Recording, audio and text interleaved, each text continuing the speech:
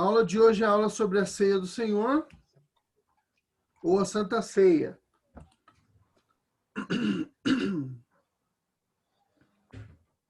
Estão conseguindo ver o meu slide aí?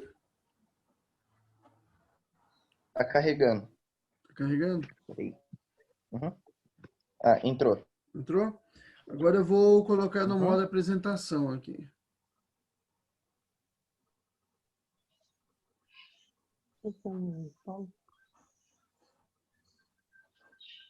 Na hora que ele quiser, ele entra no modo apresentação.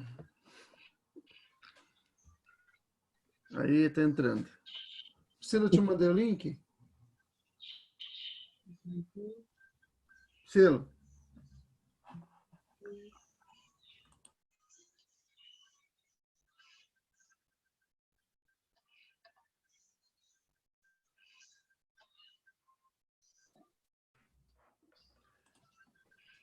Irmãos, estão vendo aí a tela?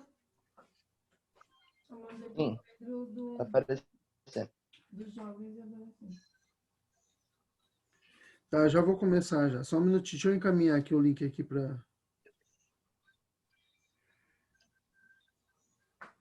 Meu pai e minha mãe estão na sala hoje, visitante. Sejam bem-vindos. Deus abençoe. Eu tinha mandado sim. Pai, sabe como é que é, né? Pai e mãe, eles têm que participar. Não basta ser pai, tem que participar. Irmãos, vamos lá então. Sem mais delongas. Sem mais delongas, hoje é a aula 11, tá? Chegamos nas três últimas aulas. Chegamos nas três últimas aulas. Eu vou mutar os microfones aqui, deixá-los mudos. Mas, se alguém precisar falar comigo, é só abrir o microfone e falar, tá bom? Tá, vamos lá. A aula número 11 do nosso livro. Eu sempre mostro o livro, já falei para vocês, porque a aula vai para o YouTube, né? E eu não tenho pretensão nenhuma de alguém imaginar que eu estou roubando conteúdo de outra pessoa, tá bom? Então, a aula é do reverendo Adão Carlos do Nascimento, né? O livro, né? É do reverendo Adão Carlos, reverendo da igreja, pastor da igreja presbiteriana. Ele foi muito, eu não sei se ele ainda é, mas ele foi muitos anos diretor do Seminário do Sul, que é o Seminário de Campinas, tá bom? Vamos lá. Então, a aula hoje é a Ceia do Senhor, a Santa Ceia. Nós teremos mais uma aula a respeito disso, né? São duas, pelo menos esse é o plano, né? Duas aulas a respeito disso. Depois nós teremos uma aula de dízimo e ofertas, dízimo, né? Propriamente dito ali. E, por fim, a última aula sobre escatologia, tá? As últimas coisas. E aí nós terminamos o nosso curso.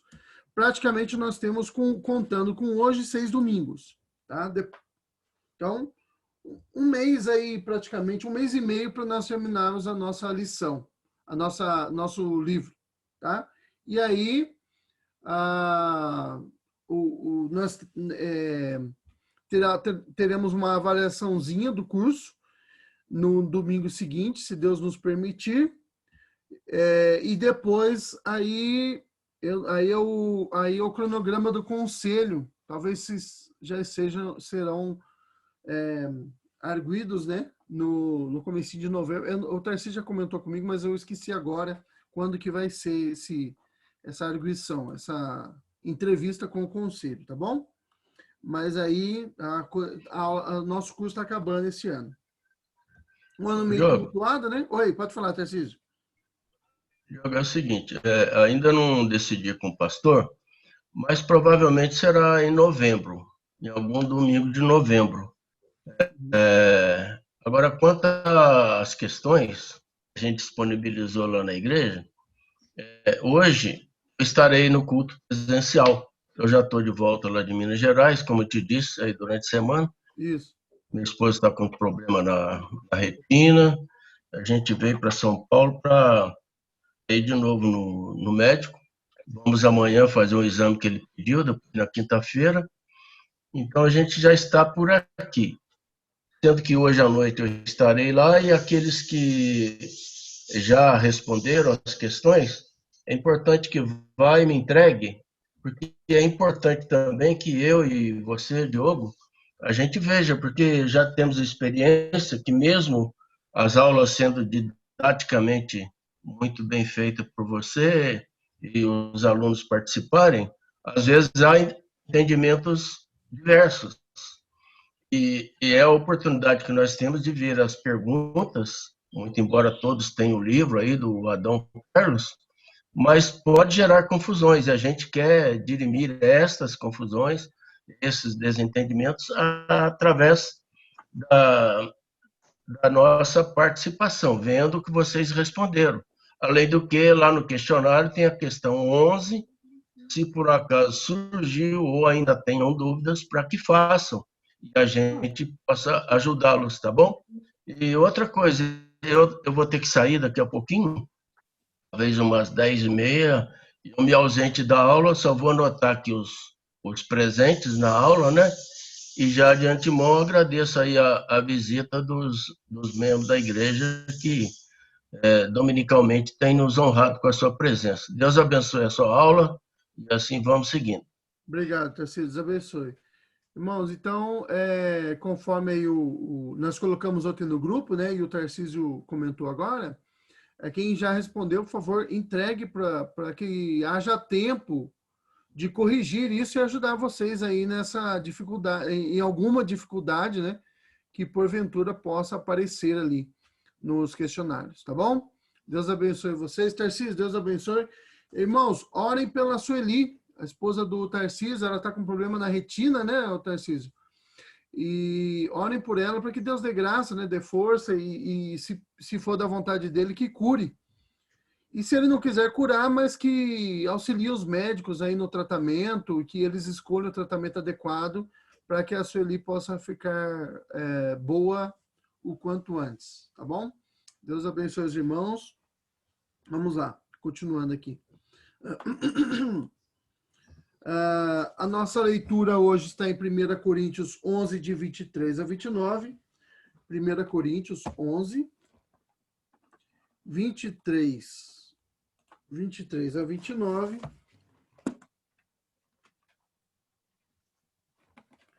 Primeira Coríntios é texto da Ceia do Senhor, né? 11, 23 a 29. Irmãos, enquanto vocês procuram, eu acho que já todos já encontraram, mas eu gostaria de fazer uma oração. Eu vou pedir para o Tarcísio, presbítero Tarcísio, nos conduzir em oração. Você nos ajuda aí, Tarcísio, com a oração? Sim. Vamos orar. Querido Deus, amado Pai, somos te agradecidos por mais um dia de vida que o Senhor nos concede, pela noite de sono reparador que o Senhor nos concedeu também, e agora pela oportunidade de estar aqui presente nesta aula, a fim de aprendermos mais detalhes sobre a Santa Ceia do Senhor. O Senhor oriente o Diogo na transmissão dessa aula e a todos quantos estão presentes, para que não paire nenhuma dúvida e cada vez mais nos conscientizemos da nossa responsabilidade e aprender aquilo que o Senhor destinou para que aprendêssemos. Nós oramos e agradecemos por tudo no nome de Jesus, nosso Rei e Salvador. Amém. Amém. Obrigado, Tarcísio. Senhor, vem aqui um pouquinho. Clica no microfone. Espera só um minutinho, irmãos. Deixa eu o ajuste técnico aqui. Você tem que autorizar aqui, ó. Ligar pela internet. Permitir. Agora você vai vir. Pronto. O ajuste técnico foi feito, realizado. Vou ler para vocês. 1 Coríntios, capítulo 11, de 23 a 29. Me acompanhe. Eu vou ler em voz alta, vocês acompanhem na Bíblia, tá bom? Porque eu recebi do Senhor o que também vos entreguei. Que o Senhor Jesus, na noite que foi traído, tomou o pão. E tendo dado graças, o partiu e disse: Isso é meu corpo que é dado por vós. Fazei isto em memória de mim. Por semelhante modo, depois de haver ceado, tomou também o cálice, dizendo: Este cálice é a nova aliança no meu sangue. Fazei isto todas as vezes que o beberdes em memória de mim. Porque todas as vezes que comerdes este pão e beberdes o cálice, anunciais a morte do Senhor até que ele venha. Por isso, aquele que comer o pão ou beber o cálice do Senhor indignamente, será réu do corpo e do sangue do Senhor. Examine-se, pois, o homem a si mesmo, e assim coma do pão e beba do cálice. Pois quem come e bebe sem discernir o corpo, come e bebe juízo para si. Então, essa é a leitura que subsidia a nossa aula de hoje, a aula sobre a Santa Ceia, tá? Vamos lá, irmãos. Antes de entrarmos propriamente na aula, eu quero fazer a leitura da confissão de fé. O que a confissão de fé nossa fala? A confissão de fé de Westminster, que é a confissão de fé que nós adotamos, fala a respeito da ceia do Senhor. No capítulo 29, é o capítulo da ceia, tá? Eu vou ler os 3 primeiros pontos aqui do capítulo 29. Na próxima aula, como a gente continua com o tema Ceia do Senhor, e o que vai ser dito nos pontos 4, 5 e em diante, até, se eu não me engano, são 6 pontos, 6 ou 7 pontos, eles diz, o que está escrito ali, o que trata ali nos pontos seguintes, estão mais relacionados àquilo que nós vamos tratar de assunto na próxima aula, tá? Na aula de domingo que vem, se tudo correr bem. Tá? Então, eu vou ler aqui para vocês o capítulo 29 aqui da Confissão de Fé, que trata da ceia do Senhor. Opa! Peraí, deixa eu só fechar aqui o volume aqui. Alguém está com o microfone aberto. Pronto. Vamos lá.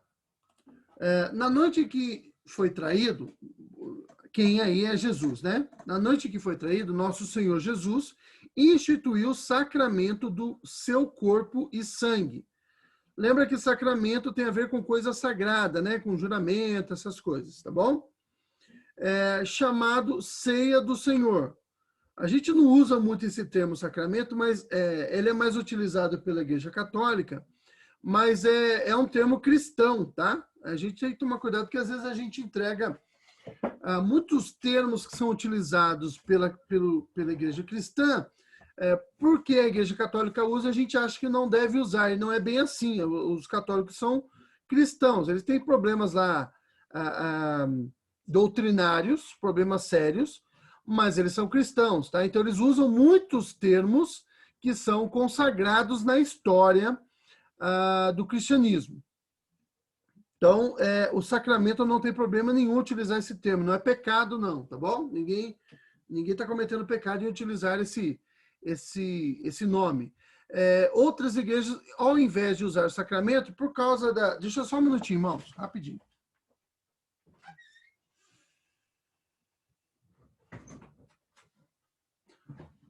Pronto. Pelo fato da Igreja Católica utilizar o nome sacramento, eles não querem usá-lo.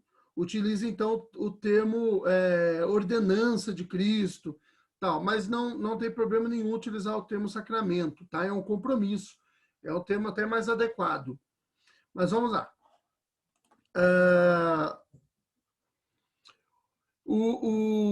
Então, na noite que Jesus foi traído, ele instituiu o sacramento da ceia, tá? Do corpo e do sangue, chamado Ceia do Senhor, tá?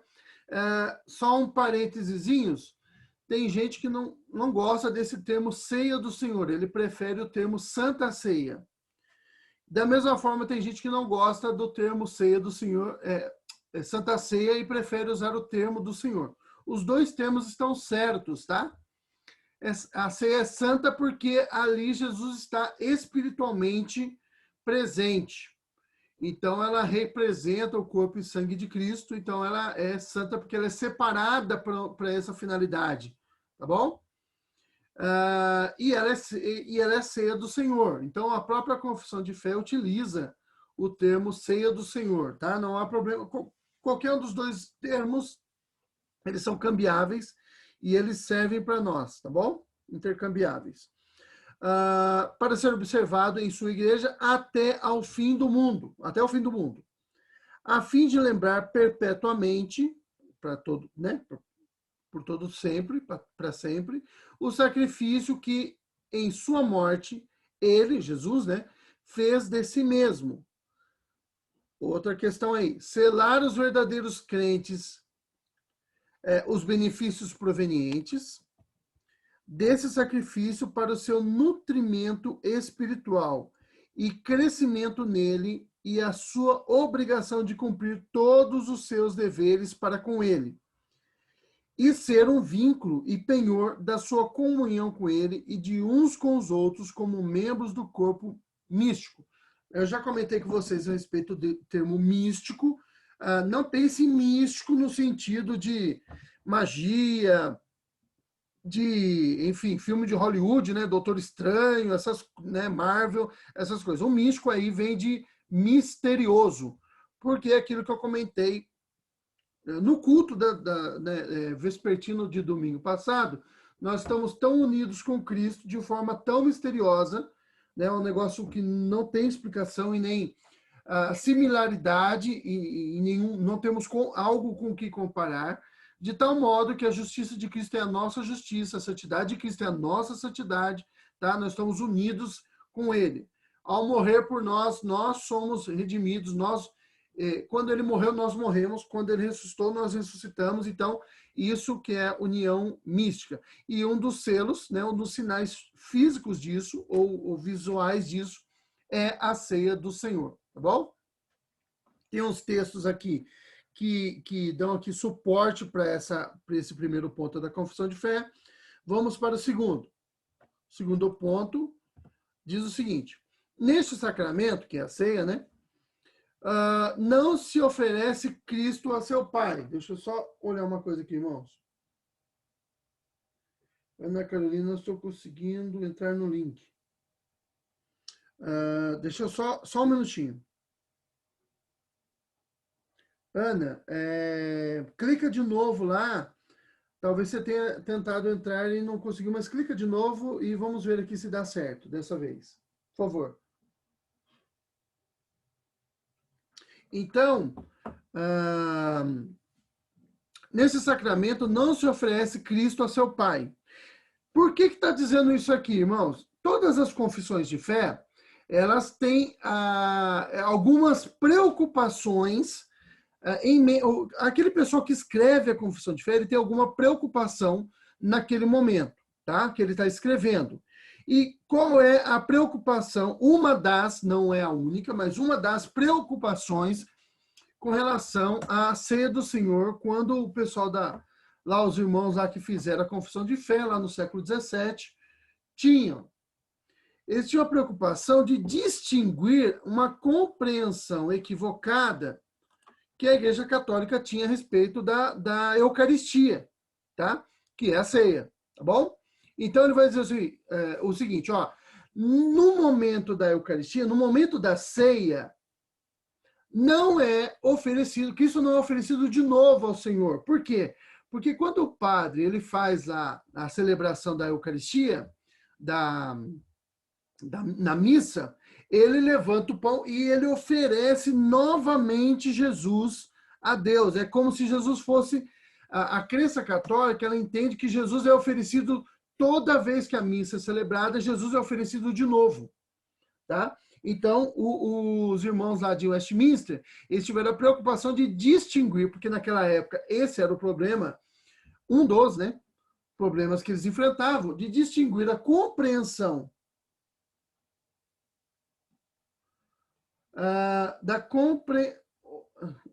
isso. A Carolina está assistindo pelo celular do Edenil. Tá bom, Ana. Então, o Tarcísio, ele viu aqui o comentário e ele vai colocar a presença para você, tá bom? Eu vi que ele colocou ali ok ali, então pode ficar tranquilo que a sua presença será computada. Obrigado por nos informar. Então, neste sacramento, então, Jesus não é oferecido de novo, porque Jesus foi oferecido uma única vez, tá? Ele não é oferecido de novo. crer nisso seria desdenhar do sacrifício de Jesus, achar que aquele sacrifício que ele fez não foi suficiente e você precisa renovar esse sacrifício constantemente, né, periodicamente, sempre, tá? E nós não cremos isso. Nós cremos que o sacrifício de Cristo, aquele que ele morreu lá, quando ele morreu lá na cruz do Calvário, que foi o único, não tem outro, tá? Ele é suficiente para pagar a nossa dívida para com Deus, tá bom? Então é isso que os irmãos aqui de Westminster estão falando. De modo algum se faz um sacrifício pela remissão dos pecados dos vivos ou dos mortos, mas se faz uma comemoração daquele único sacrifício que ele, Jesus, né, fez de si mesmo na cruz, uma só vez. Olha a ênfase aí dos irmãos lá de Westminster, uma só vez. E por meio dele, do sacrifício que foi feito uma só vez, tá? Uma oblação de todo louvor a Deus. Assim, o chamado sacrifício papal da missa é sobremodo ofensivo. Irmãos, é um sacrilégio. Você acreditar que você precisa sacrificar Jesus de novo, toda vez que você oferece, que você celebra a ceia, é uma ofensa a Cristo, uma ofensa àquele sacrifício que ele fez, tá? Ao único sacrifício de Cristo, o qual é a única propiciação por todos os pecados dos eleitos, tá bom? Então, textos para nos ajudar com isso estão aqui, tá? Eu vou mandar esse PowerPoint para vocês poderão ler em casa mais tarde. Eu não vou ler todas as passagens, porque senão a gente não consegue dar conta do tempo aqui, tá bom? Vamos lá. Seguindo aqui o terceiro ponto. Nessa ordenança, olha só como que o pessoal de Westminster utiliza os dois termos aí que eu comentei com vocês. O termo ordenança e o termo... Eita, agora fugiu da minha cabeça. Pera, deixa eu voltar lá. O termo sacramento. Desculpa. O termo sacramento, tá? Então, eles utilizam os dois termos. Você vê como são intercambiáveis. Você pode utilizar tanto o termo ordenança quanto o termo sacramento, tá? O termo mais consagrado na história é o termo sacramento. A gente passou a repudiá-lo porque a Igreja Católica utiliza, mas não tem problema nenhum nós utilizarmos o termo sacramento, tá bom? Mas tanto faz. Nesta ordenança, o Senhor Jesus constituiu seus ministros para declarar ao povo a sua palavra de instituição, orar, abençoar os elementos, pão e vinho, e assim separá-los do comum para o uso sagrado. Tá vendo? Porque o termo Santa Ceia, né? Aquele pão, aquele vinho que são utilizados no momento da ceia do Senhor, eles são separados para o uso sagrado. Ele não é um uso ordinário do pão e do vinho, tá? O uso normal, né? Ordinário no sentido normal. Ordinário não é uma ofensa, não, tá? É ofensa porque quando eu falo que o cara é ordinário, eu estou dizendo apenas que ele é simples, ele é comum, tá bom? Então, o uso ordinário, o uso comum, o pão é separado do seu uso comum e utilizado em forma de culto, né, no uso sagrado da coisa. Tomar e partir o pão, tomar o cálice dele, participando também e dar ambos os elementos aos comungantes, né, aqueles que participam da comunhão, e tão somente aos que se acharem presentes na congregação, tá? Então essa era a compreensão da confissão de fé, tá bom? E esses 3 pontos, eles estão no capítulo 29, então, como eu disse, eu estou repetindo só porque entrou pessoas agora na sala, tá? Você pode acompanhar também os textos bíblicos que ajudam nessa compreensão, tá bom? Da confissão de fé. É muito, como eu disse para vocês, é muito importante, irmãos, por que eu sempre pego a confissão de fé para nós estudarmos? Porque é nela que se baseia aquilo que cremos. Ela é uma teologia sistemática. Ela sistematiza, ela coloca de forma sistemática, organizada, né? Ela organiza aquilo que cremos, tá bom? Se você não crê nessas coisas aqui, então você vai ter bastante problema na comunhão conosco, porque é nisso que nós cremos, tá certo? Então, é muito importante que você olhe lá, leia, como eu já disse para vocês, a confissão de fé e veja se você está de acordo, tá? Você pode gostar muito das nossas músicas, você pode gostar muito do pessoal da nossa igreja, tem um pessoal legal, né? Talvez você conheça e venha, mas se venha por causa que acha que é legal. Você vê umas pregações bonitas na internet, do reverendo Augusto, que realmente entende bastante, entende muito da palavra de Deus, o Hernandes, né? E achar isso muito legal e vir para a nossa igreja. Mas, veja, o Hernandes e o Augusto, eles não estarão todos os cultos na nossa igreja. É provável que você fique anos sem vê-los na nossa igreja. Talvez você nunca veja. Tá? Então, o que você tem que ter em mente é o seguinte: você concorda com aquilo que nós cremos? Tá? Se você concorda, então nós podemos congregar junto, você é bem-vindo na nossa igreja, você será membro da nossa igreja. Agora, se você não concorda, você vai sofrer na nossa igreja. Porque toda vez que você ver alguma coisa lá que você não concorda, você vai ficar indignado. Então, observe já agora o que nós cremos, para que não haja reclamações futuras, tá? E essas e problemas com a confissão de fé podem resultar em disciplinas no futuro. Então, se resguarde com relação a isso, veja se você realmente crê nas coisas que nós cremos, tá? Para que no futuro você não tenha problemas, tá bom? Mas vamos lá, vai ser um prazer ter você conosco. Mas veja se é isso mesmo que você crê. Tá bom? Para que você não sofra no futuro. Vamos lá, seguindo aqui. A ceia do Senhor. Vamos falar então da ceia do Senhor, né? Ou da Santa Ceia como sacramento, tá? Vamos ver como foi que surgiu a ceia, da onde veio, tá bom? Vamos dar uma olhadinha nisso aí. Bom, como vimos em outras aulas, quando a gente tratou do batismo, tá? Nós já falamos disso, tá bom? Nós já falamos do que eu vou falar agora aqui. A ceia do Senhor, ou a Santa Ceia, substituiu o sacramento da Páscoa. Tá? Então, vamos lá. Então, para a gente entender o que é a Santa Ceia, primeiro nós precisamos voltar no que é Páscoa. Por quê? Porque a ceia substituiu a Páscoa. No Antigo Testamento, haviam 2 sacramentos também, tá? O sacramento da Páscoa e o sacramento da circuncisão. Esses 2 sacramentos, na Nova Aliança, no Novo Testamento, eles foram substituídos, tá? A Páscoa pela ceia, tá bom? E a circuncisão pelo batismo, tá?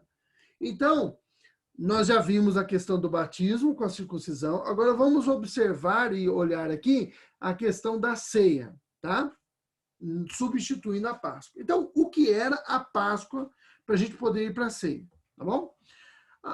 O termo Páscoa, tá? Eu estou mostrando aqui com o mouse para vocês. Páscoa, ele vem da palavra hebraica Pessah, tá? Isso aqui é a palavra hebraica, tá bom? Aqui tá só as consoantes dela, tá sem a maçora, tá? Mas ela é desse jeito aqui que você vê a palavra lá no texto hebraico, tá bom? Pessah, aqui é um P, tá? Eu estou mostrando aqui para vocês, aqui é um P, aqui é um S e aqui é um H, tá bom? Pessah. A palavra Pessah, ela significa literalmente passar por cima, poupar, que foi exatamente o que aconteceu, tá bom? Nós já vamos falar sobre isso daí, então vamos continuar aqui com a nossa aula. Então, esse termo Pessah, tá? Ele é o termo, ele é a palavra hebraica para Páscoa. Lembrando que o Antigo Testamento, ele foi escrito em, pelo menos boa parte dele, né, foi escrito em hebraico, tá bom? Então, é por isso que nós estamos utilizando aqui, eu estou utilizando o termo aqui em hebraico, tá bom? Não estou colocando grego, porque é do Antigo Testamento esse termo, tá bom? A Páscoa surgiu no Antigo Testamento. Aconteceu pela primeira vez, a Páscoa aconteceu pela primeira vez no dia em que a 10ª praga foi enviada sobre o Egito. Lembram-se daquela historinha das 10 pragas no Egito, né? Deus mandou Moisés libertar o povo de Israel, ainda não era uma nação, era um povo. Moisés foi lá para libertar, Faraó não deixou o povo sair, porque a Bíblia diz, e Deus mesmo disse, que ele, Deus, né, ele, Deus, tá? Endureceu o coração de Faraó para que ele não libertasse o povo, e aí o Faraó não libertou, e Deus derramou 10 pragas, ele castigou o Egito, tá? Deus derramou seu juízo sobre o Egito. E a 10ª praga, a última praga, foi a morte dos primogênitos. Naquela madrugada, porque a Páscoa foi celebrada à meia-noite, tá? Naquela madrugada, os filhos de Israel, o povo de Israel, foi expulso do Egito. Eles foram libertos, mas não foi bem uma libertação. Se você ler lá o Êxodo depois, recomendo que leia, você vai ver que o povo do Egito apertou, o termo lá na Bíblia, pelo menos na revista e corrigida, está dizendo apertou, ele empurrou o povo de Israel, pelo amor de Deus, vai embora antes que todo mundo morra aqui. Tá? Então, nesse dia, no dia da 10ª praga, eles celebraram a Páscoa do Senhor. Tá?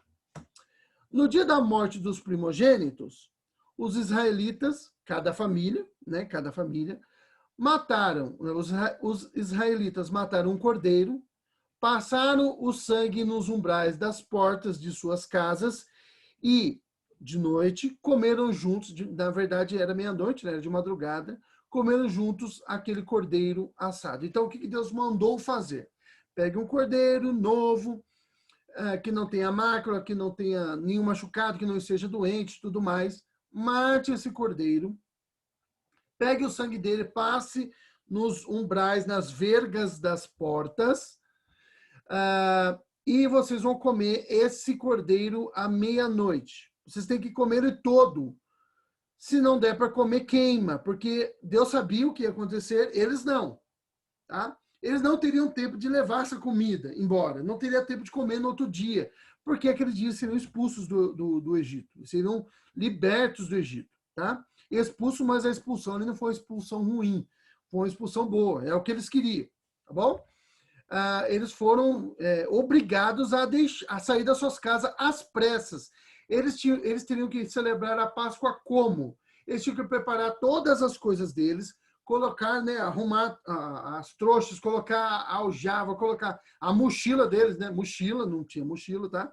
A aljava deles nas costas, estarem preparados, porque eles iam sair do Egito naquela noite, tá? E eles teriam sempre que celebrar a ceia, ou melhor, a Páscoa da mesma forma, tá bom? Para sempre. Depois nós vamos... Para sempre não, né? Por muito tempo. Aí nós vamos ver por que foi assim, tá? As famílias que fossem pequenas, tá? Digamos que tem minha esposa, é o caso, né? Eu, a Priscila e o Pedro André. Como a família é pequena, não vai dar tempo de comer tudo, então nós poderíamos unir com uma outra família também, de forma que aquele cordeiro fosse o máximo que você pudesse comer dele naquela noite. Então, famílias pequenas uniram para comer juntos a Páscoa, tá? Porque aquela noite seria a noite que eles teriam que sair do Egito. E aí, quando foi celebrado isso no futuro, era da mesma forma que acontecia, tá bom? Vamos seguir daqui. Eu vou dando mais explicações da Páscoa adiante. Vamos lá.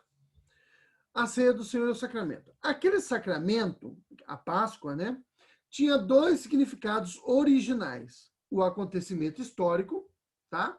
Que foi a saída deles do Egito, o comer ali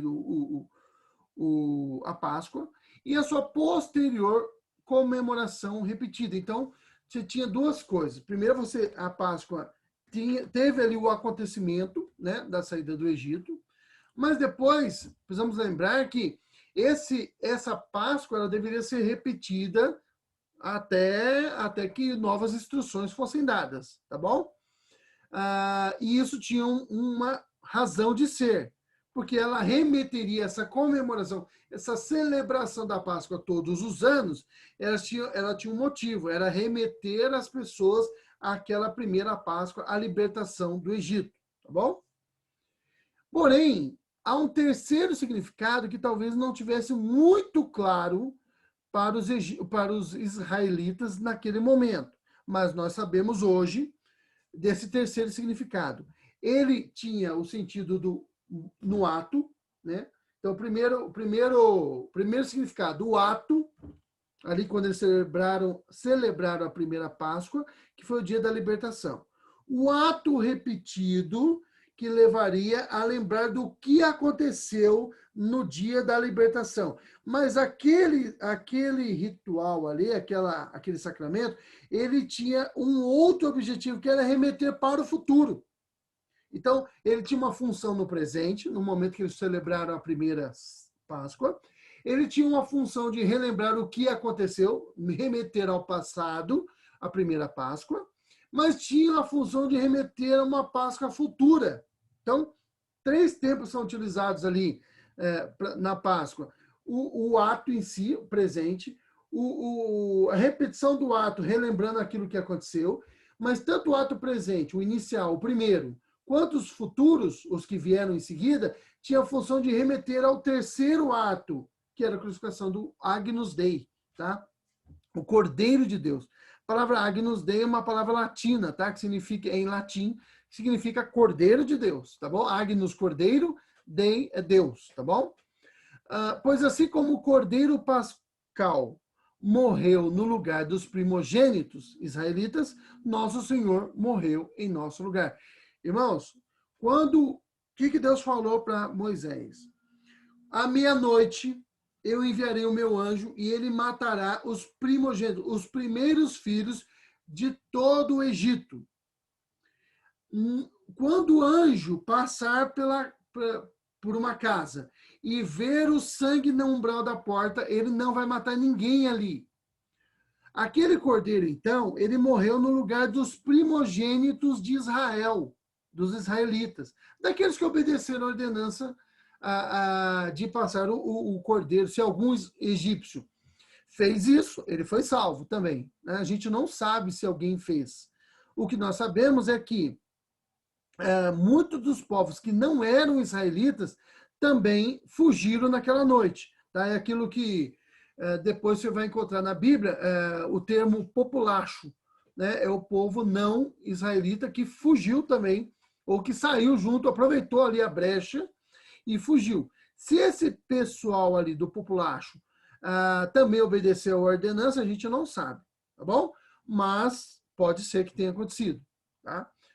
Teve a Record, alguns anos atrás, mas ela repete de vez em quando, de tempo em tempo, ela fez uma série, a novela, né, dos 10 Mandamentos, e ela chegou até sair um filme. E aí tem ali alguns casos ali que eles passaram, né, o sangue no umbral da porta. Pode ser que tenha acontecido, a gente não sabe, tá bom? Ali é uma obra de ficção, vocês entendem isso, né? Tem a sua importância, mas é uma obra de ficção. A gente não pode perder isso em mente, tá bom? Então, da mesma forma que o Cordeiro Pascal morreu no lugar dos primogênitos, Jesus morreu no lugar de todos nós, dos eleitos de Deus, tá? Daqueles a quem Deus quis salvar, tá? Vamos seguindo aqui. A instituição da ceia. Na época de Jesus, a Páscoa era comemorada com o sacrifício do cordeiro, com pães asmos, tá? Então, assim, além do cordeiro, tinha outros elementos. O cordeiro era o elemento principal, tá bom? Então, a Páscoa. Vamos pensar na Páscoa aqui. O elemento principal ali da Páscoa, daquele jantar, era o cordeiro, tá? Era a ovelha, que seria sacrificada. Mas haviam outras coisas que deveriam ser comidas, tá? Durante a Páscoa, ou na Páscoa, na celebração da Páscoa. E todas elas tinham um significado, tá certo? Então vamos lá. Uma delas eram pães asmos, tá? Ou seja, pães sem fermento.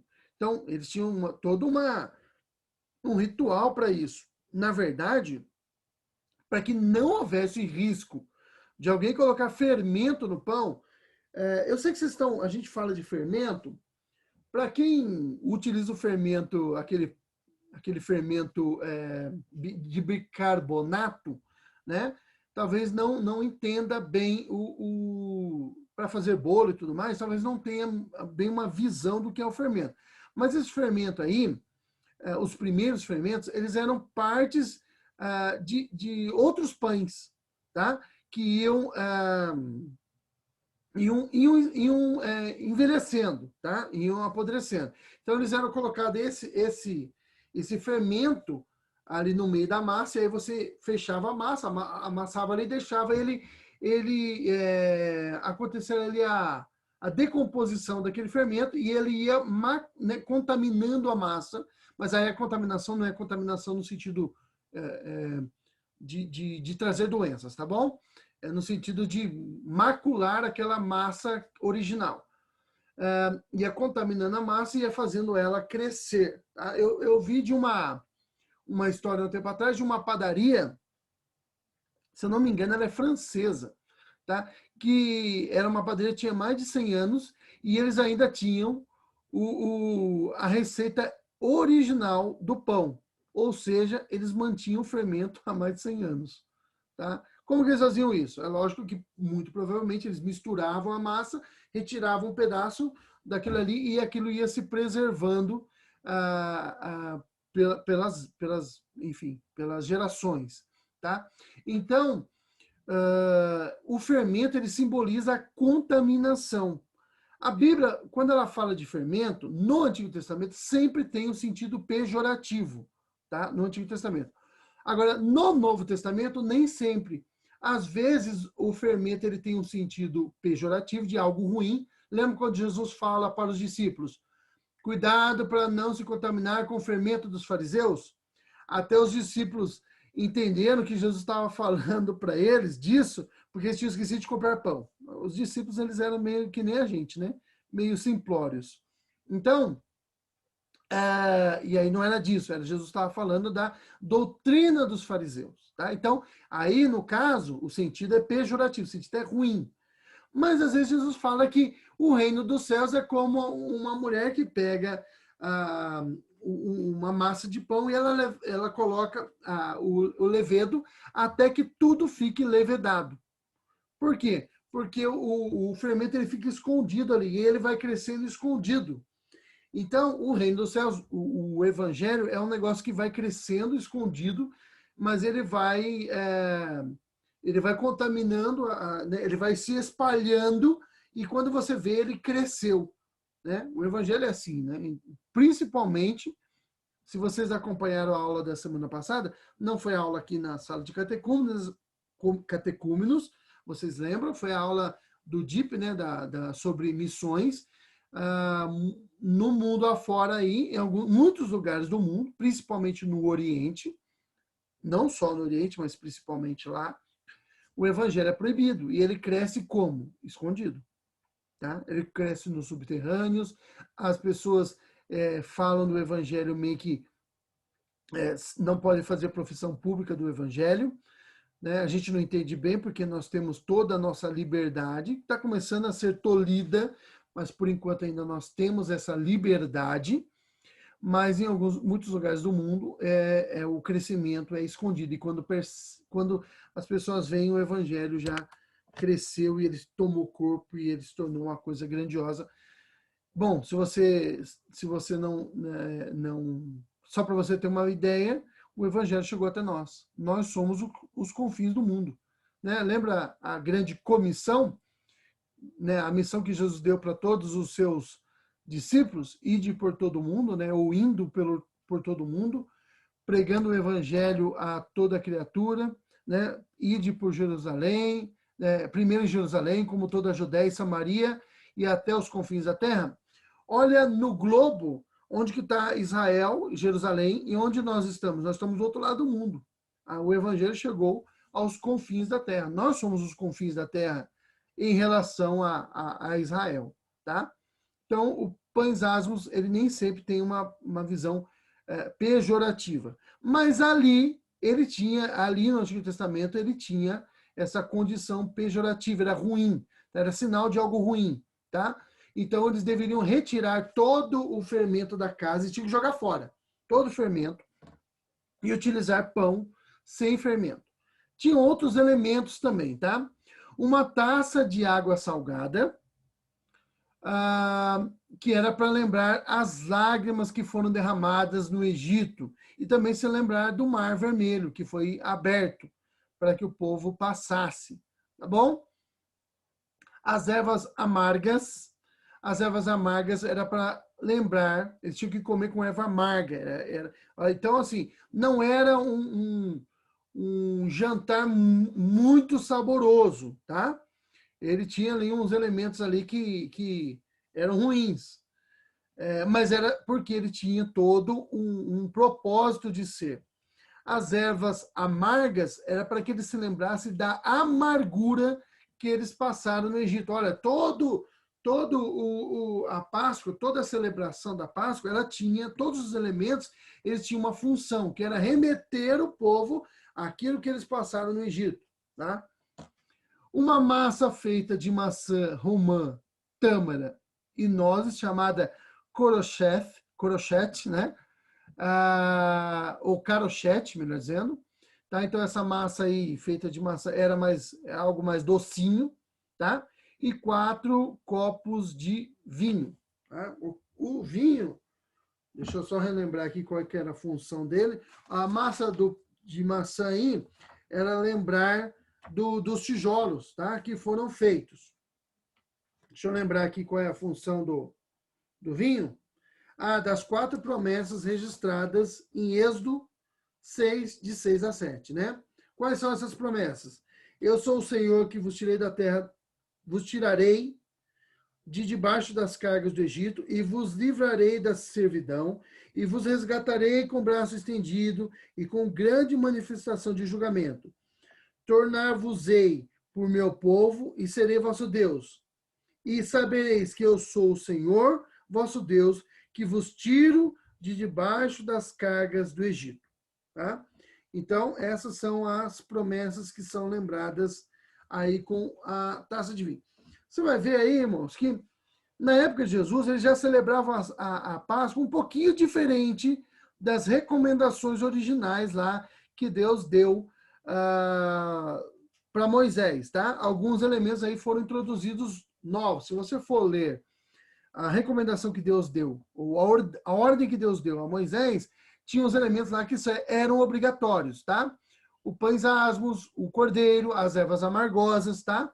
Agora, a taça salgada, a massa e o copo de vinho, eles eram posteriores, tá bom? Foram sendo introduzidos. Aí também não quer dizer que eram proibidos, tá bom? Eles só não estavam ali na orientação original. Tá? Aquilo não podia faltar. Que fosse colocado a mais, desde que não retirasse os elementos originais, eles não eram proibidos, tá bom? Então, vamos lá.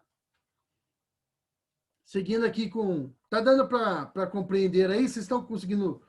Vocês estão me acompanhando? Estão perdidos? Não sabem mais onde eu tô? Não sabem o que é Páscoa mais? Não sabem o que é ceia? Esse cara não pode falar, pelo amor de Deus. Entender, sim. Tá dando? Então, beleza. Tá. Então, tranquilo. Diogo. Oi. Diogo. Pode falar, Tarcísio.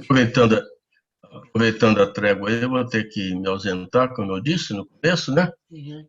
Eu consegui aqui anotar os nomes dos irmãos que na classe catecúmena estão presentes.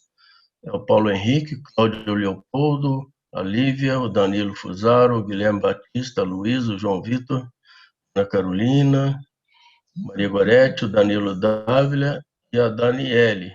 Eu aproveito para perguntar para a Daniele se o Saulo também está presente.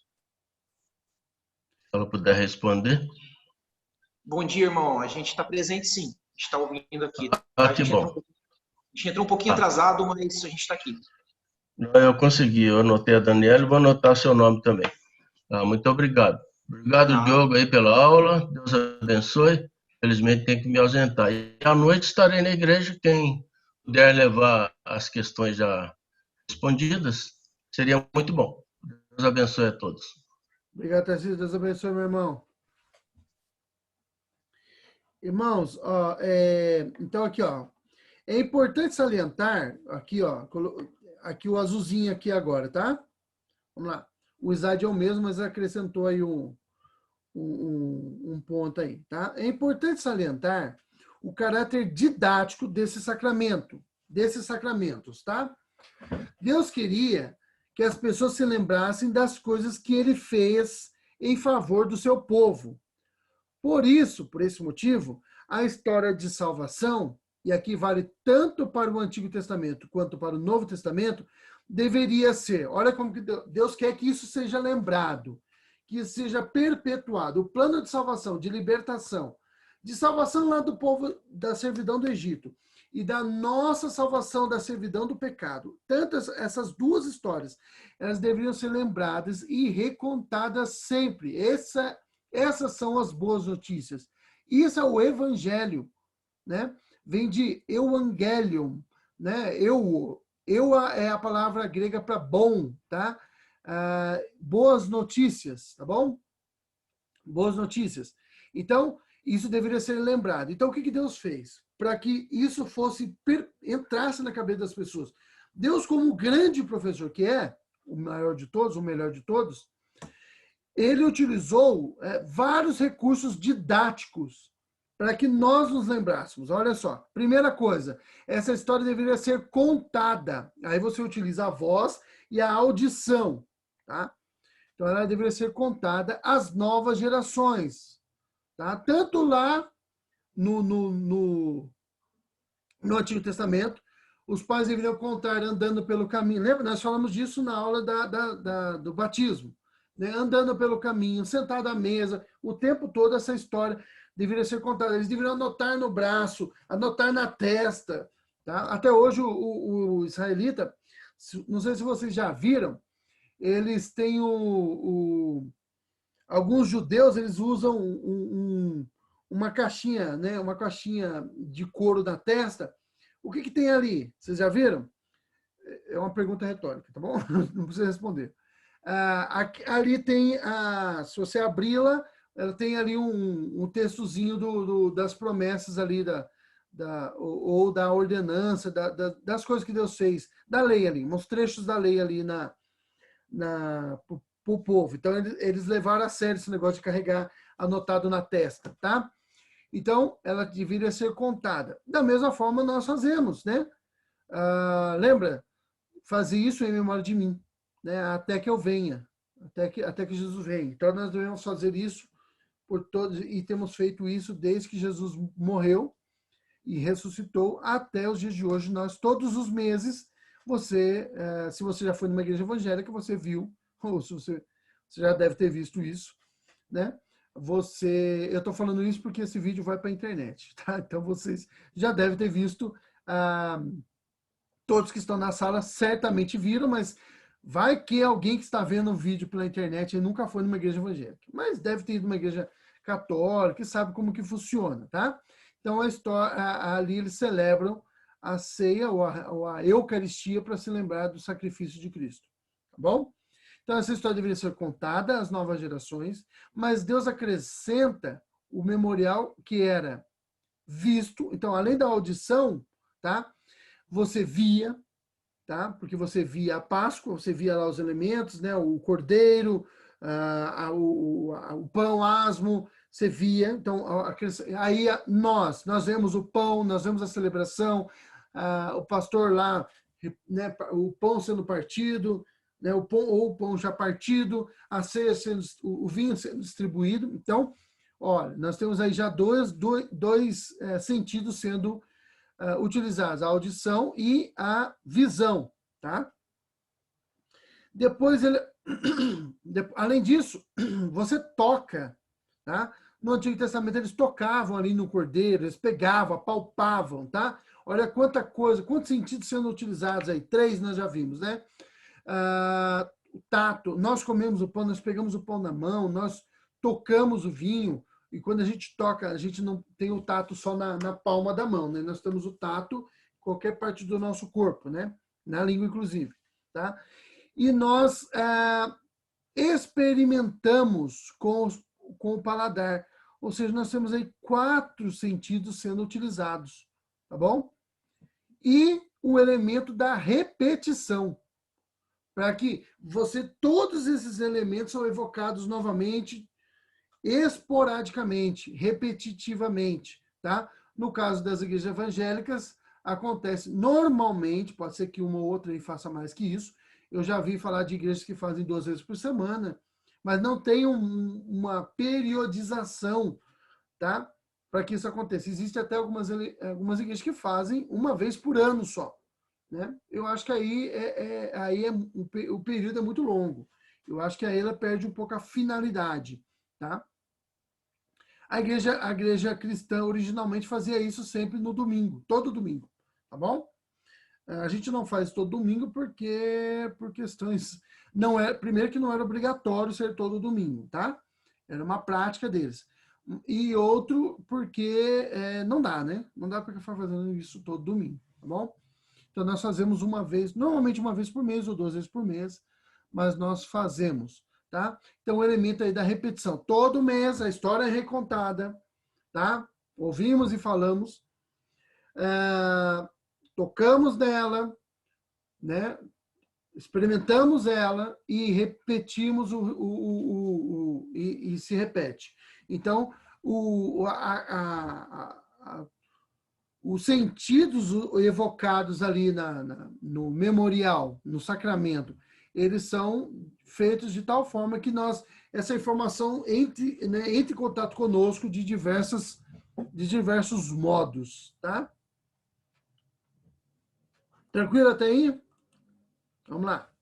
A instituição da ceia. Então, nós falamos do sacramento da Páscoa. Vamos entrar aqui no sacramento da ceia, tá? Então, substituindo, agora nós não temos mais a Páscoa, nós teremos a ceia. Como que aconteceu? Tá bom? Vamos lá. Na noite que foi traído, Jesus celebrou a Páscoa com seus discípulos e instituiu a ceia do Senhor, tá? Ou a Santa Ceia. Então, veja só, lembra que eu já comentei com vocês inúmeras vezes que Jesus ele viveu no período de transição, tá? Transição entre a antiga e a nova aliança, o Antigo e o Novo Testamento. Então, Jesus, ele participa de muitos elementos ou rituais da antiga aliança, mas ele institui a nova aliança ali, tá? Inclusive durante a ceia ele fala, esse cálice é o Novo Testamento no meu sangue, tá? Então a nova aliança no meu sangue, a aliança ali pode ser, testamento pode ser substituído por aliança, a nova aliança no meu sangue, tá? Então é a nova aliança sendo instituída. Então, como Jesus viveu no período de transição, então ele tem elementos ali, tanto os discípulos, né, que serão apóstolos depois, Jesus também, eles participam de elementos do Antigo Testamento e elementos próprios do Novo Testamento, porque é o período da transição, tá? Bom, na noite que Jesus foi traído, ele comeu a Páscoa e ele, depois de ter comido a Páscoa, ele instituiu a ceia. Então, ele participou da última Páscoa e ele instituiu a primeira ceia. Tem muita gente que fala, eu já vi falando, eu comentei isso com vocês já, na última ceia. Irmãos, a última ceia ainda não aconteceu. A última ceia ainda vai acontecer. Jesus falou que ele comeria de novo conosco em Nova Céus e Nova Terra. Com ele, nós comeremos talvez a última, ou talvez, sei lá, talvez no Novo Céus e Nova Terra, isso também se repita, não sei. Aí a gente já está entrando em especulação. O que nós sabemos é que a última, ou pelo menos uma delas, nós comeremos com Cristo. Então, aquela que Jesus celebrou não foi a última ceia, foi a primeira ceia. Foi a última Páscoa, tá? É lógico que os judeus não concordam com isso. Os judeus não são cristãos, tá? Inclusive, se eles não se converterem, eles não são salvos, tá? Judeu não é salvo. Deus não faz vista grossa, é judeu, tem uma aliança com Abraão, vou salvá-los. Não, Paulo trata muito disso, com bastante calma, com bastante cuidado, para que não reste dúvida. Ele trata disso no livro de Romanos, né, o pastor da nossa igreja, o pastor Mauro, ele tem feito uma série em Romanos, ele está repetindo a série agora, né? Mas leia lá que você vai ver bem isso daí, tá bom? Não tem esse negócio, não. Ou eles se convertem, ou eles estão perdidos, tá? Não pense que judeu é mais pertinho de Deus, não. Não é assim que as coisas funcionam, tá? Bem, vamos lá. Então, na última Páscoa, que Jesus celebrou lá no cenáculo, tal, ali naquele dia, naquela mesma noite, naquela madrugada, Jesus instituiu a ceia do Senhor, né? Ou a Santa Ceia, tá bom? Substituiu os muitos elementos que havia na Páscoa, né? O cordeiro foi substituído, porque ele era o cordeiro, né? O cordeiro que era lembra que nós já comentamos a respeito do tipo, né? Tipologia bíblica, tipo. Então, o cordeiro era o tipo e Jesus é o antitipo. É em Jesus que o tipo se completa, né? Ele se cumpre em Cristo. Então, uma vez que o cordeiro verdadeiro agora seria entregue, você não precisava mais do cordeiro substituto, tá? Porque o verdadeiro foi entregue, tá? Os cordeiros não precisariam mais ser mortos, não por isso, tá? Pelo menos não por isso. Você pode matar para comer, mas não ou por outras necessidades, mas não por causa do pecado, né? Da substituição do pecado, porque o cordeiro verdadeiro seria agora entregue, tá? A erva amarga não precisaria mais dela, tá bom? A massa lá que simbolizava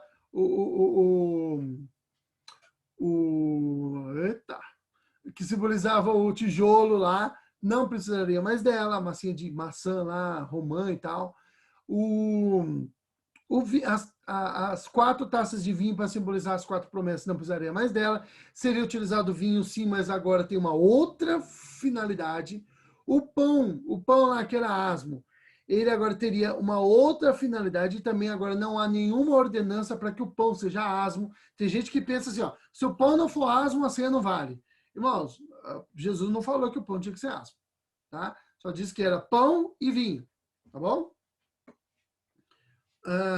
Vamos lá.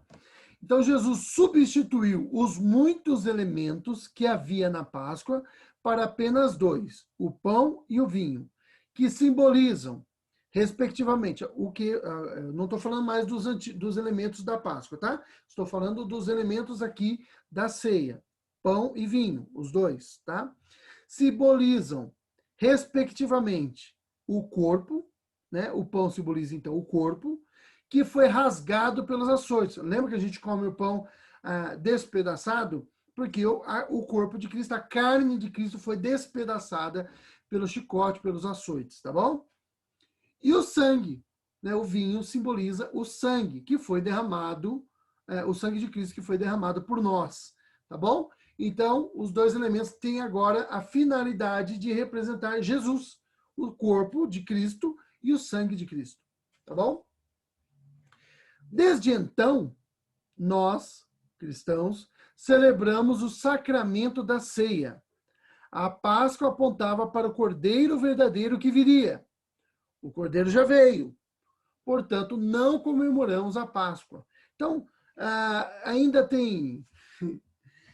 Eu falo de elemento, até pensando numa brincadeirinha aqui agora, né? Quando a gente fala de elemento da Páscoa, né? O que deve ser comido na Páscoa, o que vem à mente? Ovo de chocolate, mas não tem nada de chocolate lá, tá? Até redundância falar, né? Vocês já sabem, pode até ser bobagem, mas o coelho, ele não bota ovo, tá? O coelho é um mamífero, ele não... Tem alguns mamíferos que botam ovo, o ornitorrinco que o dinga, mas não é o caso do coelho. Nosso amigo coelho não faz isso, tá? E, na verdade, o coelho está mais ligado à fertilidade, porque ele é um animal que reproduz muito rápido, tá?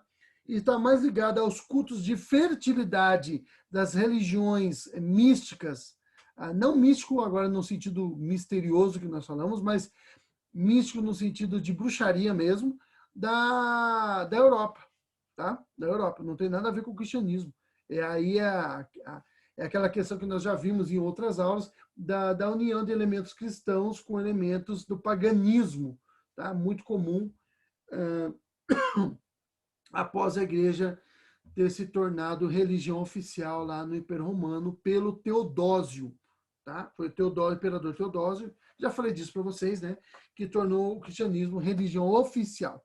O Constantino, que é o acusado aí por ser o pai da criança, na verdade ele só tornou o cristianismo uma religião aceitável. Ele tornou ela uma religião permitida. Foi o Teodósio, aí 3 ou 4 gerações depois do Constantino, que tornou o cristianismo obrigatório. E aí muita gente que tinha religiões diferentes do cristianismo acabaram assimilando o cristianismo, mas sem abandonar suas crenças. E aí surge todo tipo de coisas estranhas misturadas ao evangelho, tá? Mas, enfim, o cordeiro simbolizava o cordeiro verdadeiro, né? Lá na Páscoa, simbolizava o cordeiro verdadeiro que viria. O cordeiro já veio, Jesus é o cordeiro, tá? Então ele já veio. Então não precisa mais você matar o cordeiro já veio, ele já morreu de uma vez por todas. Portanto, não comemoramos a Páscoa. Então, lá na época de abril, lá, não é o segundo domingo de abril, não, quando dá lá a quarentena do carnaval, e as pessoas comemoram a Páscoa, nós não devemos comemorar a Páscoa. O que nós comemoramos é a ressurreição, tá? Ressurreição de Jesus. Nós já celebramos a ceia do Senhor, ou a Santa Ceia, todos os meses. Então, nós já lembramos, tá? Daquilo que Cristo fez por nós todos os meses. Não é uma vez por ano só. É todos os meses nós nos lembramos. Lembra que Jesus disse, todas as vezes que vos unimos, vos unir-vos em memória de mim. Toda vez que vocês aí se unirem em memória de mim, coma do pão e beba do cálice. Então, não é para ser uma vez só por ano, tá? É toda vez que vocês se unirem em memória de mim, tá bom? Seguindo aqui.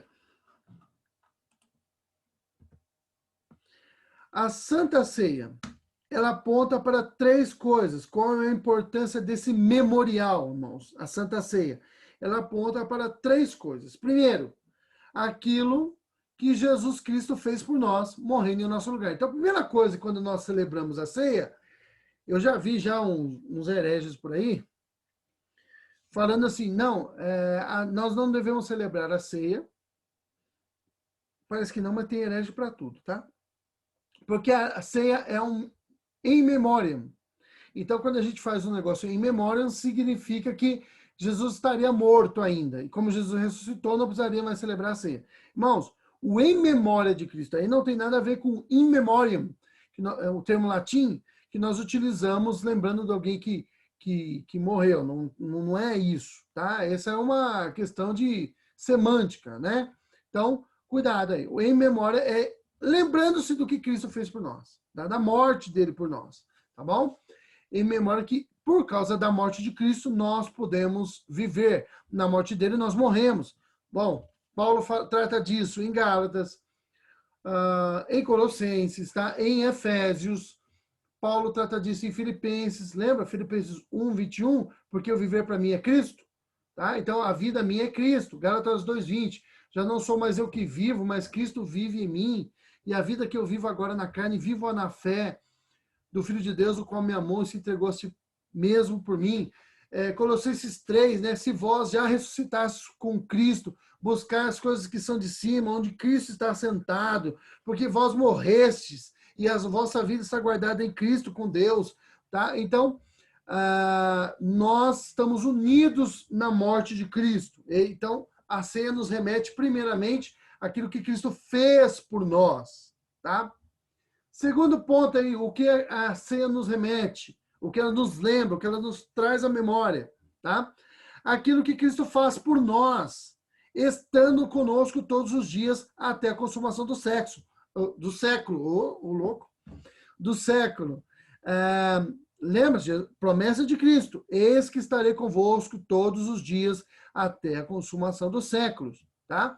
Então, quando nós celebramos a ceia, nós participamos do corpo e do sangue de Cristo, nós nos lembramos que Jesus está conosco. Então, ela nos remete àquilo que Jesus já fez, ela nos remete com aquilo que Jesus faz, estando conosco até o fim, todos os dias da nossa vida, tá? Então, isso nós vamos tratar um pouco mais na próxima aula, na aula da semana que vem, tá? O que a ceia é, tá? Se ela é só um memorial, aí nós vamos ver algumas visões equivocadas e uma visão que a gente considera mais correta, tá? Da presença de Cristo na ceia. Mas ela nos lembra que Jesus está conosco, tá? Inclusive nós participamos do pão, porque nós somos um só corpo, é por isso que ela é a mesa da comunhão. Você não deve comer ela sozinha. Você não pode estar... Eu vi aí muita gente fazendo isso, moço. Que coisa meio louca, né? Vocês vão saber do que eu estou falando. Com o advento da pandemia, muita gente começou a assistir cultos em casa. Nós também. Inicialmente não podíamos assistir culto na igreja e muita gente começou a assistir em casa o culto. E aí o que acontecia? No dia da ceia, o pastor lá, seja ele quem fosse, né? O nosso pastor não fez isso, nossa igreja não fez isso, mas teve igreja que fez. Ele pegava o pão, partia lá no vídeo e falava, parta aí na sua casa. Aí você partia o pão em casa. Agora coma, aí você comia. Agora o vinho, aí eu tomava, aí você tomava em casa. Irmãos, é a mesa da comunhão, é para você estar junto. Tá? Comer sozinho em casa perdeu a finalidade do negócio. Tá bom? Nós somos um só corpo, tá? Celebrando a ceia do Senhor. Então, faz parte da finalidade você fazer em conjunto, tá? Por isso é chamada de mesa da comunhão, tá bom? Como que você tem comunhão sozinho? Tá? É aquela história. Irmãos, não tem como você ser crente sozinho. Você precisa de pessoas para estar com você. Nós somos seres que se relacionam, tá? Relacionais. Relacionamos uns com os outros, nós temos amizades, nós conversamos, eu tenho amigos, uns têm mais, outros têm menos, mas a gente tem amigo, nós temos pessoas que nós interagimos no trabalho, na escola, enfim, na faculdade, vizinho, nós nos relacionamos, nós somos pessoas relacionais, e a igreja é um local onde nós estamos unidos. Lembrete de Hebreus, né? Não deixe de congregar como é costume de alguns, porque isso esfria você, tá? Esse é um problema da quarentena. Muita gente parou de ir para a igreja e agora não quer voltar mais. Está com preguiça, é preguiça. Tem gente que está com medo, a gente entende, mas tem gente que não tem perigo nenhum, mas está com preguiça de voltar para a igreja. Por quê? Porque desacostumou a fazer. Lembra, pessoal? Você se acostuma com aquilo que é mais fácil, tá bom? A gente costuma com aquilo que é mais fácil. Então, aí está na hora de você repensar aí algumas coisas. A mesa da comunhão, então, voltando para a ceia aqui, a mesa da comunhão lembra aquilo que Jesus já fez, aquilo que Jesus está fazendo, estando conosco, morreu por nós, está conosco, e ela nos lembra, nos remete ao futuro. Da mesma forma que a Páscoa, lembra? Que eu comentei com vocês agora há pouco, ela tinha uma função na hora que ela aconteceu, ela tinha uma função quando ela era repetida, que era relembrar aquilo que aconteceu, mas ela também apontava para aquilo que aconteceria quando o Cordeiro verdadeiro viesse, o Cordeiro perfeito, tá? Que era Jesus. Bem, a ceia nos remete àquilo que Jesus fez por nós no passado, no ato da sua morte, nos lembra que Jesus está conosco todos os dias, até o fim, tá? Você deve celebrar sempre. E ela nos lembra de algo que acontecerá, porque ele fala, até que eu venha. Então, nós devemos nos lembrar que a ceia nos remete a algo que acontecerá, porque toda vez que nós lembramos da ceia, nós lemos o texto que diz, coma deste pão e beba desse cálice até que eu venha. Então, isso significa que ele virá, tá? Nos aponta porque ele não nos deixou aqui nesse mundo órfão. Primeiro, ele nos deixou o Espírito Santo. E segundo, ele virá nos buscar. É promessa dele. E nós recordamos disso através de muitas formas. E uma delas é através da ceia do Senhor. Quando, olha só, aquilo que nosso Senhor fará por nós, vindo nos buscar, para estarmos juntos com ele para sempre, uma vez que devemos fazer isso até que ele venha. tá? Então, nós estaremos sempre com ele, em novos céus e nova terra, onde habita a justiça. A ceia nos remete a isso, tá?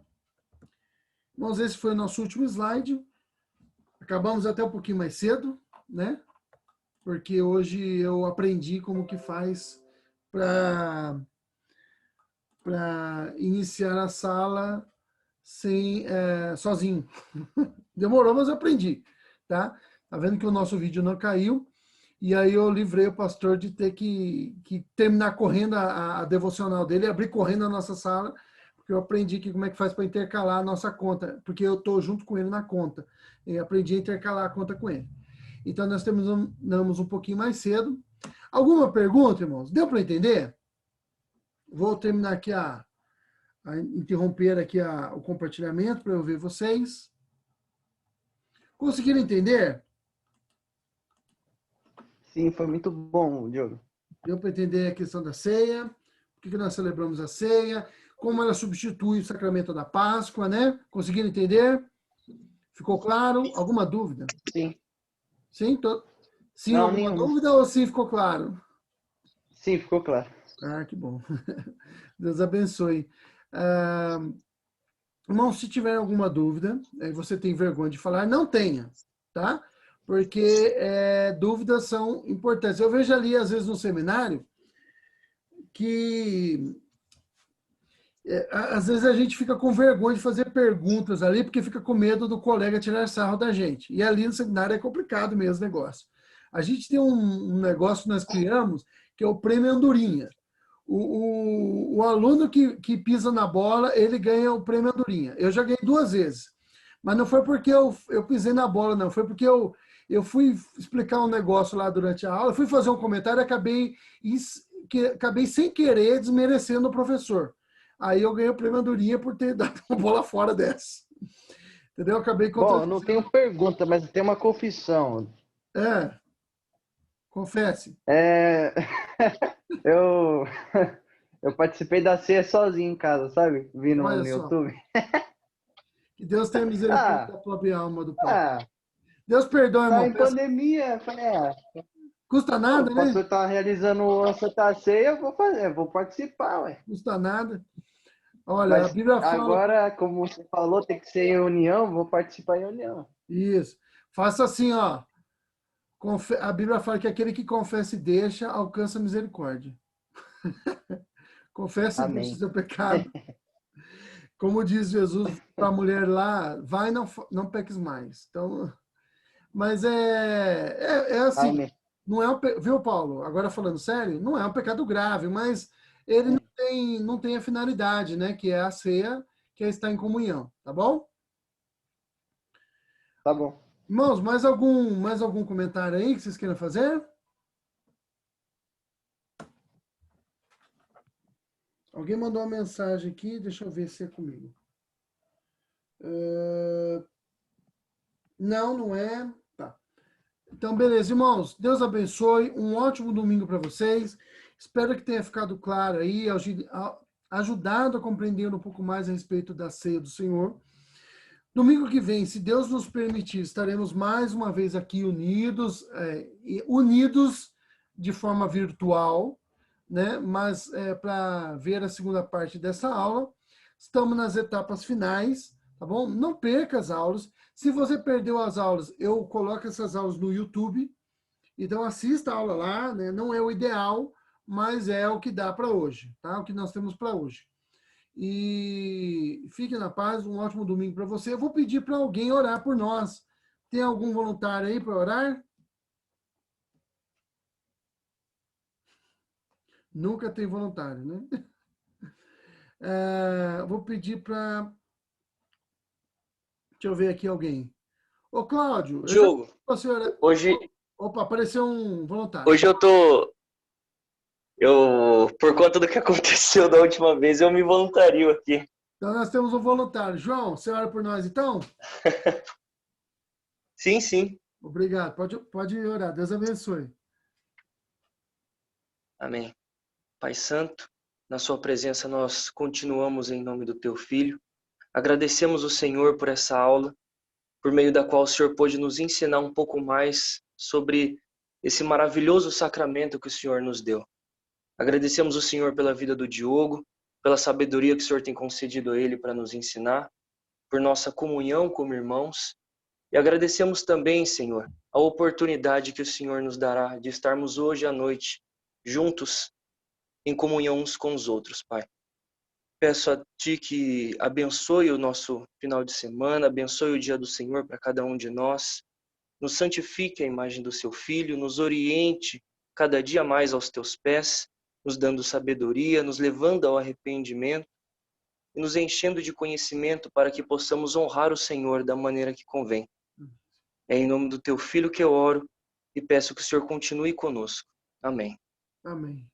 Irmãos, Deus abençoe. Nós estamos com 15 alunos na sala, então um abraço aí para Sandra Sá, que é minha mãe. Deus abençoe. O Danilo Fujarro,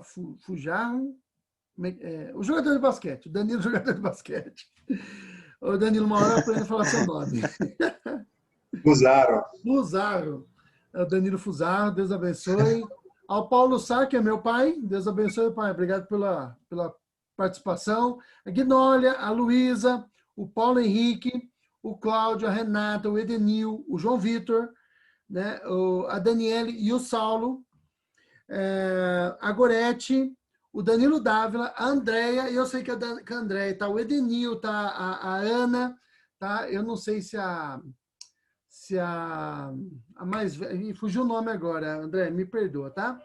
É a Helena. Se a Helena está presente aí, mas se tiver um abraço também, tá? Eu deixei de falar alguém, a Renata, eu sei que está também, a Priscila, se tiver faltando alguém, me perdoa, não foi minha intenção deixar de falar seu nome, tá? A Helena, Diogo, ela voltou para a Palavra da Vida. A Helena? Voltou para o PV, Palavra da Vida. Ela está na Palavra da Vida. Então, manda um abraço para ela. Ela não está Isso. presente, mas manda um abraço para ela. Está tendo aula lá com o pessoal da Palavra da Vida. Então, eu não acho que eu não pulei ninguém. Se eu pulei, me perdoe, irmão. Não foi por maldade, não. Foi porque eu me confundi aqui. Mas eu acho que falei todos. Deus abençoe, um ótimo domingo. Abraço para todos. Estou encerrando a aula aqui, tá? Fiquem na paz. Amém. Tchau. Até mais.